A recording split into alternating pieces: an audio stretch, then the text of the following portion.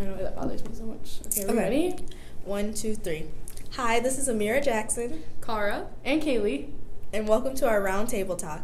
Today we are discussing gender roles. Gender roles are a social role encompassing a range of behaviors and attitudes that are generally considered acceptable, appropriate, or desirable for people based on their biological or perceived gender. It is important to note that gender is distinct from sex, which is biological and refers to a person's reproductive system and secondary characteristics. Gender, in contrast, refers to the role and societal acceptions of men and women. During the Elizabethan times, an important issue that played a part in every day for Elizabethans, which, whether rich or poor, was the difference between men and women and factored into everything when figuring out who does what and how you're supposed to act. Gender roles have been debated throughout history and are changing every day. Although modern American gender roles are much more defined and different than Elizabethan times, if Shakespeare were to live today, his writing would have been very different. Gender roles are something that affect every aspect of life in Elizabethan times and present day.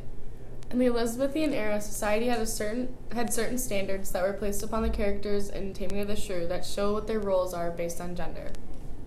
In a quote from Lucentio, aside to Tranio, "But in other silence I do see, maid's mild behavior and sobriety, peace Tranio."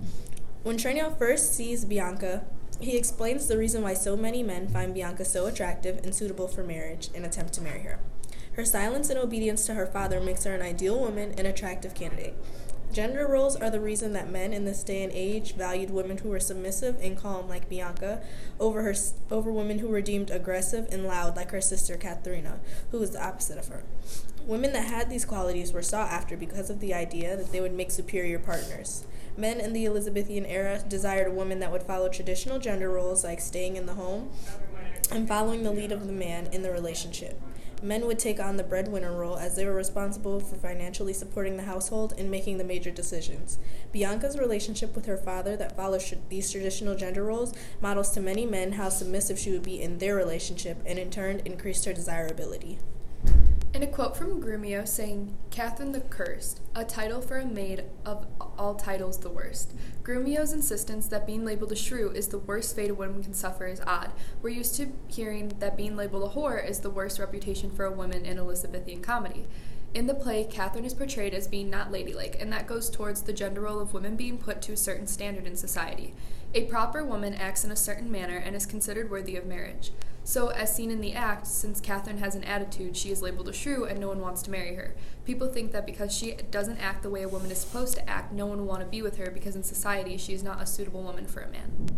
In another example, in a speech from Petruchio, he says, "Why came I hither but to that intent?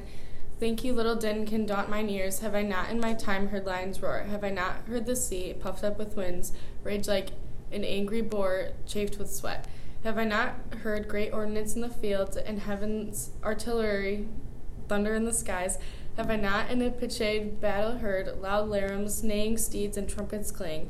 And do you tell me of a woman's tongue that gives not half so great a blow to hear as a chestnut in a farmer's spire? Tush, tush, fear boys with bugs." In Petruchio's speech, he explains how he will do whatever he can and use his skills to tame the shrew. He knows he can tame Catherine, even if she's the biggest pain to deal with. This reflects the way Petruchio and the other men measure their masculinity by assessing their hierarchical relationships with women. In the Elizabethan era, this shows that men believed that if they didn't control the women, they were considered effeminate rather than masculine. In those days, men were always seen as at the top compared to women. Petruchio also mentions how women are there to please men as if their only purpose is to serve everyone else because women weren't considered worthy enough. These were the certain standards men and women lived throughout this era. In another quote, it's from the induction before the whole play started.